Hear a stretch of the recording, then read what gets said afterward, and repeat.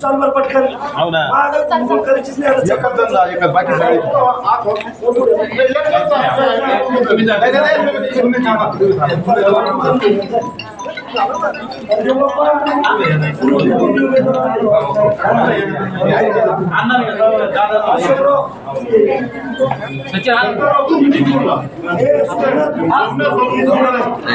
करता उपस्थित असलेले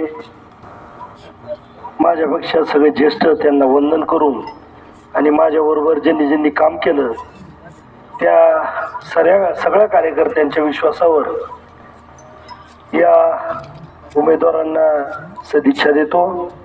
मित्रांनो, आज काळानं घाला घातला बहुजन समाजाच्या विचारसरणीचं अत्यंत धडाडीचं नेतृत्व. या महाराष्ट्राला उपमुख्यमंत्री कशा असतो हे कायम दाखवून दिलं. वैचारिक मतभेद जरी असले तरी काम कशा पद्धतीने करायचं हे आम्ही दादाकडे पाहून शिकायचो. दादाकडे जर का एखाद्या माणसाने काम नेलं तर स्थिती अशी होती की त्या अधिकाऱ्याची टाप नव्हती नाही म्हणायची. अत्यंत वाईट घटना ती आज झालेली. तुम्हाला सांगतो आता पुढं ते ओपन होईल पण ती घटना कशी झाली.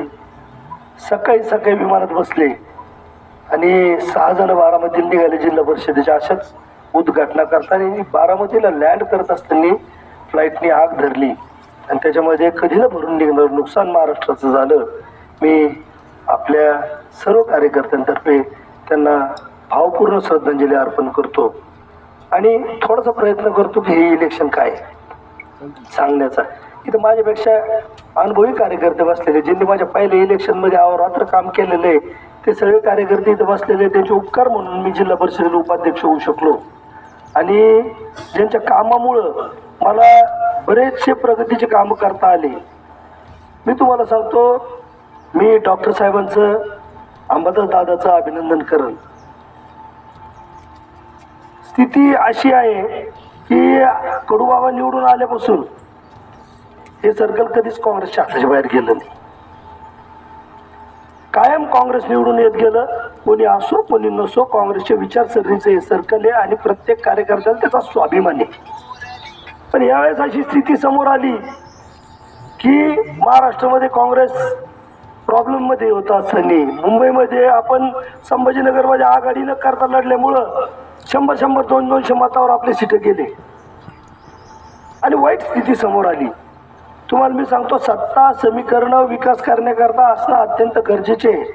तो विचार डॉक्टर साहेबांनी केला आणि सन्मान्य अशोकरावांना संधी दिली. अशोकरावांना संधी दिली म्हणजे त्यांनी एक शिवसैनिक आणला आणि त्याला संधी दिली किंवा अंबादास दादांनी एखादा शिवसैनिक आणला आणि त्याला संधी दिली हे म्हणायचं काही काम नाही. अर्जुनराव, सत्यस्थिती अशी की आपण जिथं बसलेलो आहे तिथं उतार होता. इकडच्या बाजूला मी तुम्हाला सांगतो पाणी साचत होतं. इथं स्थिती अशी होती की विकास काम कोणतंच नव्हतं.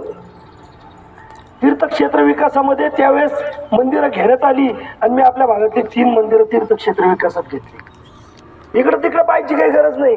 तुम्हाला अशोकरावचं काम जर का पाहायचं असेल ना तुम्ही नीट बघा. ते पलीकडे जर का आपण तोंड करून पाहिलं की आपल्याला सभामंडप दिसतो. मित्रांनो, किती रुपयाचा सभामंडप तुम्ही अंदाज करा. 5 लाखाचा एक सभामंडप द्यायला लागतो. आमदार गावातून बाहेर निघताना मांडत होती तो. अशोक सारख्या सामान्य कार्यकर्त्यानं वहिनी फक्त सरपंच असताना एवढा मोठा सभामंडप देऊ म्हणून शहराकरता बांधला. थोडासा विचार करायसारखा विषय. त्याच्यामुळं अशोकरावला संधी दिली. तुम्हाला मी सांगतो, शांतीनं तिथं बसून चालत नाही. पंचायत समिती जिल्हा परिषदला वहिनी तुम्हाला अनुभव येईल. म्हणजे एकदा असा वेळ आला होता की माझ्यासारख्या शांत माणसाला देखील लाकूड उचलावं लागलो. जरा अवघड स्थिती आहे. मग अशोकराव शांत स्वभावाचे, मग त्याला जोडीदार कोणी कोणी एक जण लागेल. मग आमचा तर जाय शंकर पाटील. शंकर पाटलाला त्यांचा जोडीदार दिला आणि मला गॅरंटी आहे त्यांना काम करायची जी पद्धत माहिती आहे पंचायत समितीमध्ये शंकर पाटलांना जर का आपण निवडून दिलं 101% पंचायत समितीचे सगळे अधिकारी नीट राहते आणि चांगले काम करायकरता ऍडजस्टमेंटनं काम सगळे करू शकते. आजची परिस्थिती अशी आहे की म्हणताना चांगलं माहिती आहे, त्याला काम सांगितलं मी तो म्हणतो मला टेबल खाली काहीतरी पाहिजे. पण आमचे शंकर पाटील कधी ते गेले तर टेबलच्या खाली बी पाहत नाही, टेबलच्या वर बी पाहत नाही. असा माणूस लागतो. तुम्हाला सांगतो, विकासाला व्यवसाय करून डेव्हलपमेंट करणारी लोक ग्रामविकास यंत्रणेत काम करणारी पाहिजे.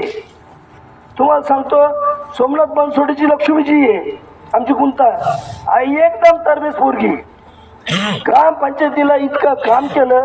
तुम्हाला सांगतो, एवढं काम चांगलं केलं तिला फक्त संधी ग्रामपंचायत सदस्याची भेटली. मागच्या वेळेस सोमनाथ आम्हाला सांगितलं तर आम्हाला सरपंच करा, काही अपरिहार्य कारणामुळे सोमनाथला सरपंच करू शकलो नाही. पण एक गोष्ट लक्षात ठेवा, जो कार्यकर्ता वाट पाहिजे त्याची संधी 100% येते. सरपंचापेक्षा मोठं पंचायत समिती सदस्य राहतं. आता तिचं नेतृत्व 10 गावं मान्य करते ना, तिला देखील मी शुभेच्छा देतो. चांगली मुलगी आहे, बोलायला चांगली आहे, पंचायत समितीमध्ये चांगलं बोलू शकते. आणि सोमनाथचा स्वभाव असा आहे की इथून तर कोरगळ लोक कोणा बी हात दाखिला आमचा सोमा काही काचावर करून चालणार नाही.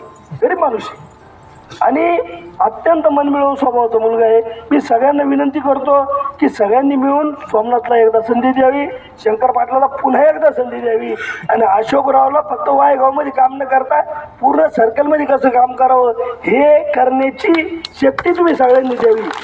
तिथं बसलेल्या प्रत्येक कार्यकर्त्याला मी चांगल्या पद्धतीने ओळखतो.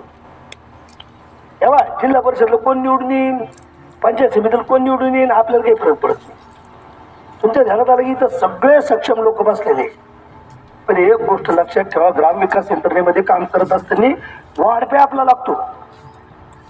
मी माझ्या पिरियडमध्ये कोरडगावमध्ये मोठ्या प्रमाणात काम करू शकलो, सर्कलमध्ये मोठ्या प्रमाणात काम करू शकलो. साहेब, मी ज्यावेळेस पहिल्या वेळेस वायगावला आलो होतो ना, 3 विधानसभेच्या इलेक्शनमध्ये काही नेते येऊन थापा मारित होते, आम्ही तुमचा बंधारा करू, हे वायगाव यायचं, दाना मतदान मारायचं, ते निघून जायचं, पुढच्या 5 वर्षाला ध्यान द्यायचं. जिल्हा परिषद सारख्या सामान्य ठिकाणी काम करत असताना मला बंधारा करण्याची संधी भेटली. माझ्यानंतर अशोकरावने 2-4 बंधारे केले, 11 बंधारे केले. कार्यकर्ता असा पाहिजे. दुधडपासून तर इथपर्यंत 11 बंधारे केले, सुजलाम सुफलाम हा एरिया केला. पण अशोकरावला विनंती आहे की जसं या नदीवर केलं तसं बाकीच्या छोट्या छोट्या नद्या बी पार सगळ्यांनी मिळून जर का आपण अशोकरावला ताकद दिली तर 100% आपला उमेदवार निवडून आल्याशिवाय राहणार नाही. मित्रांनो, अजून एक गोष्ट मी तुम्हाला सांगतो, काय जास्त बोलायचं नव्हतं, दादा वारले, पण कुणीतरी भूमिका समजून सांगणं गरजेची होती. आपली लढाई कोणासंग आहे थोडासा विचार करा. पक्ष, संघटना, माणूस हे सगळं सोडून तुम्ही थोडासा विचार करा, आपली लढाई कोणासंग आहे. लढाई अशा प्रवृत्ती बरोबर आहे की तुम्हाला मी सांगतो, ती प्रवृत्ती जर का मोठी झाली तर प्रत्येक जणाकडे चष्मा घालून निरखून पाहिजे. तुम्हाला मी सांगतो, हो बाबासाहेबला माहिती आहे, हो अध्यक्ष तुम्हाला चांगलं माहिती आहे, मी रोज गोलडगावला येतो, मला ड्रायव्हर आहे का? 110 एकर जमीन आहे मला वाढायला. तुम्हाला सांगतो, संभाजीनगरला 2 हॉस्टेल आहे. आता कर्मधर्म सहयोगानं पुण्याला हॉस्टेलला जागा घेतलेली, व्यवसाय मोठ्या प्रमाणात आहे. पण माझी क्षमता नाही ड्रायव्हर ठेवून चालायची. काही लोक 1 कर 2 एकर जमिनीवर नव्या गाड्या ड्रायव्हर कशी मेंटेन करते हो? थोडा विचार करायसारखा विषय आहे ना. अहो, ब्लॅकमेलिंग हा एकमेव धंदा ज्या लोकांचा आहे. वायगावनी नाकारलं, वहिनीच्या विरोधात सगळ्यात पहिली ती प्रवृत्ती वायगावला उभी होती, वायगावनी नाकारलं. आता सर्कलची बारी आहे. सर्कलला मी विनंती करतो की ती प्रवृत्ती आपल्याला नाकारणं अत्यंत गरजेची आहे. मित्रांनो, इथं उपस्थित असलेल्या आता कार्यकर्त्यापैकी मला शिक्षक, ग्रामसेवक, तलाठी कोणीच दिसना. अशोकराव, तुम्ही चिंता करू नका, पाण्यात देव ठेवते ते की अशोकराव निवडून आले पाहिजे, हे पडलं पाहिजे. सर्कलची स्थिती तशी, फक्त तुम्ही खंबीरपणे उभा राहा. गावात दादागिरी करणं, बारा भानगडी करणं हे आपण समजू शकतो. तुमच्या गावात कसं आहे, सहिष्णू लोक आहे, पांडुरंगाचे भक्त आहे, नामदेव महाराजांसारखे लोकांचे संस्कार आहे, त्याच्यानंतर त्याच्यामुळे सगळं होतं. पण बाहेर ते प्रयोग करणार नाही, आम्ही सगळे त्याच्यात. त्याच्यामुळे त्यांनी हिंमत बी करू नये. तुम्ही फक्त चांगले कामं करा. आणि हे ब्लॅकमेलर प्रवृत्तीचे जे लोक आहे, घाणेरडे लोक आहे, तुम्हाला मी सांगतो, लिडरशिप अशी डेव्हलप झालीच नाही पाहिजे. प्रत्येक गावात ते दुखणं बी तुम्हाला खोटं नाही सांगित. एखादा दारू विकणार आहे, त्याला गाठायचं लय सोपं झालं. एखादं दारू विकणार आहे त्याला गाठायचं, त्याला म्हणायचं मी तुला काय करतो, कामगारचे हे मंजूर करून देतो. ते कामगारच्या सवलती मंजूर करून द्यायकरता एक ऑफिस टाकलं. ते ऑफिस टाकलं, त्या ऑफिसमध्ये काय करते, खोटे नाटे कागदपत्र लावते, त्या बिचाराला 2-4 हजार रुपये भेटते, आता घरकून देतो. अरे पण उद्या जेव्हा केसेस होते तेव्हा तुम्हाला वाचवायला कोण येणार आहे? बरं, प्रत्येक प्रकरणाच्या मागे पैसे